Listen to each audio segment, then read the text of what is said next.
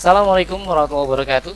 Berjumpa kembali di video kali ini. Kita akan membahas tentang Entity Relationship Model atau ERM. Tujuan dari pembelajaran kali ini adalah untuk memahami bentuk-bentuk diagram hubungan antar entitas. Materi ini merupakan materi di kelas 11 kompetensi keahlian rekayasa perangkat lunak sekolah menengah kejuruan. Apa itu ERM atau Entity Relationship Diagram? ERM adalah sebuah model yang digunakan untuk menggambarkan data dalam bentuk entity, atribut, dan relationship antar entitas. ERM ini merupakan model konseptual dari sebuah database. Artinya, model ini belum bisa diimplementasikan ke dalam database fisik atau database yang sebenarnya. ERM ini akan diwujudkan dalam sebuah diagram yang disebut sebagai ERD atau ERD atau merupakan kepanjangan dari Entity Relationship Diagram. ERD adalah diagram yang menggambarkan hubungan atau relasi antar entitas. Bentuknya ada 3 jenis diagram. Ada 3 simbol dalam diagram ini yang merupakan simbol utama. Yang pertama adalah persegi yang menggambarkan entitas, elips yang menggambarkan atribut, dan garis yang menggambarkan relasi. Notasi ini dikenal dengan notasi Chen karena dikembangkan oleh Chen sebagai penemu dari diagram versi pertama ini. Yang pertama adalah simbol dari entitas, digambarkan berupa persegi. Di tengahnya terdapat nama entitasnya. Apa itu entitas? Entitas adalah sebuah objek yang ada dan dapat disimbolkan atau dapat dibedakan dari objek yang lain. Misalnya apa? Misalnya manusia. Manusia ini akan punya entitas. Misalnya saja mahasiswa, pasien, karyawan, murid, guru. Bisa juga berupa tempat, toko, gudang, dan bisa pula berupa barang. Dia adalah yang mewakili objek nyata di dunia nyata yang dapat kita data. Sedangkan atribut adalah apa yang dimiliki atau properti yang dimiliki oleh sebuah entitas. Misalnya, entitas mahasiswa, dia akan memiliki atribut NIM, nama, alamat, jenis kelamin, tanggal lahir. Contoh lainnya adalah pegawai. Entitas apa yang dimiliki oleh pegawai? Lebih tepatnya adalah atribut apa yang dimiliki oleh pegawai. Entitas adalah pegawai merupakan entitas. Maka entitas pegawai ini akan memiliki atribut apa saja? Ya, misalkan nama, nomor induk karyawan, gaji pokok, dan seterusnya. Itu adalah atribut. Dia digambarkan berupa elips.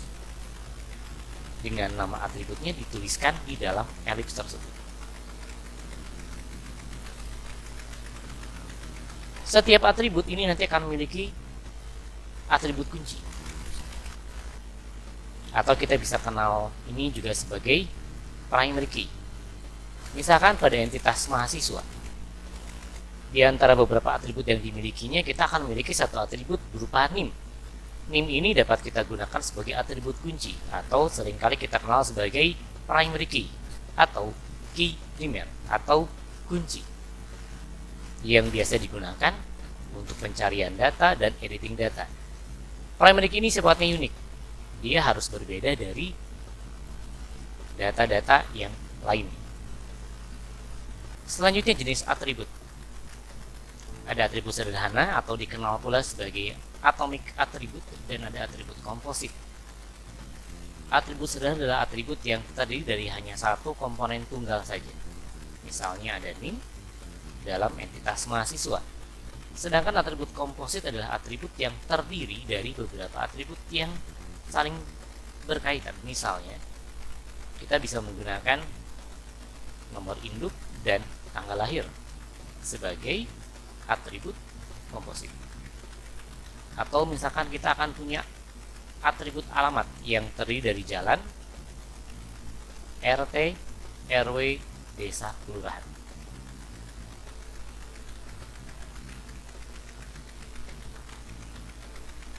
Bentuknya berdasarkan jumlahnya.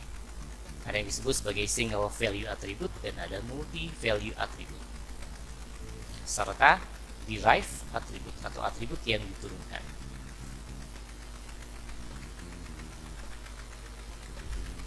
Secara simbol yang digambarkan seperti ini.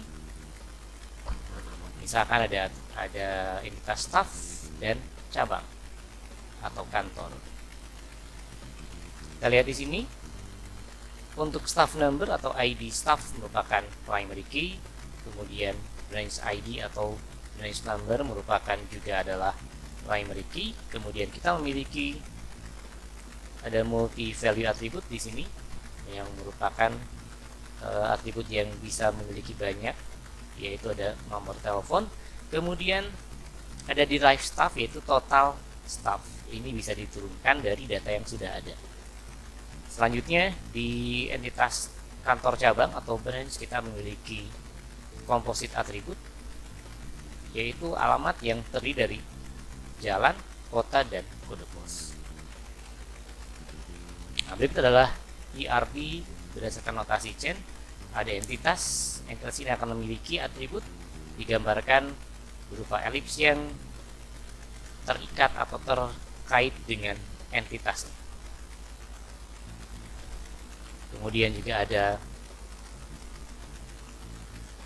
multi value attribute digambarkan dalam elips ganda. Kemudian juga ada composite attribute, maka dia akan digambarkan berupa elips yang memiliki elips yang lain, seperti ditunjukkan oleh gambar yang seperti ini. Ini melambangkan bahwa atribut ini merupakan composite attribute yang memiliki atribut-atribut lain.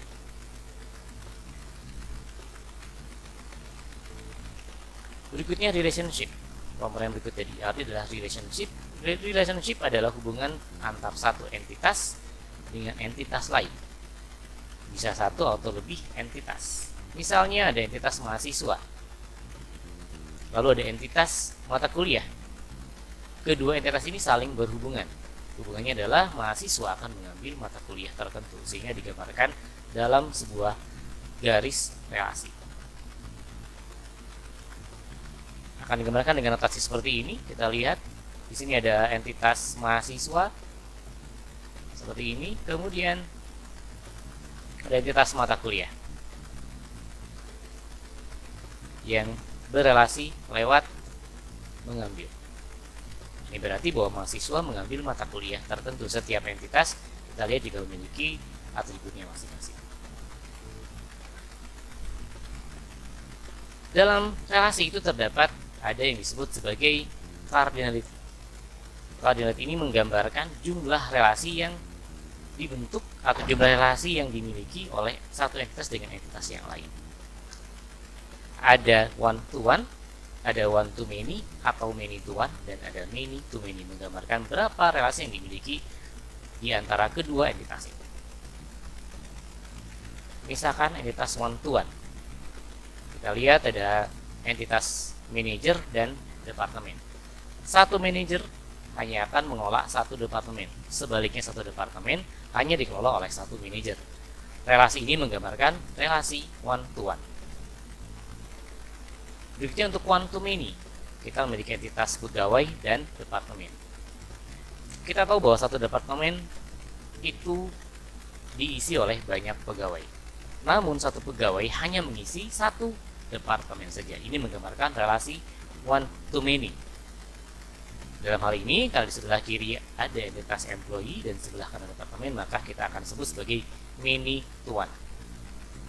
Seperti ini ada pegawai dan departemen.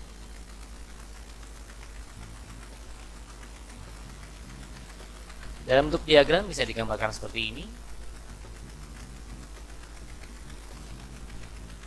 Dan berikutnya adalah relasi many to many.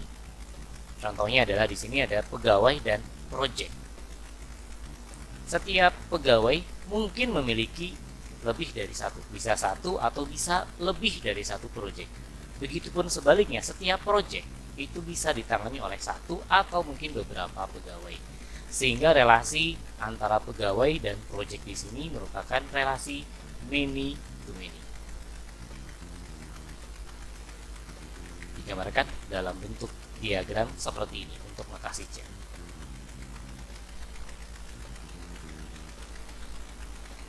Ini adalah rangkuman dari materi hari ini.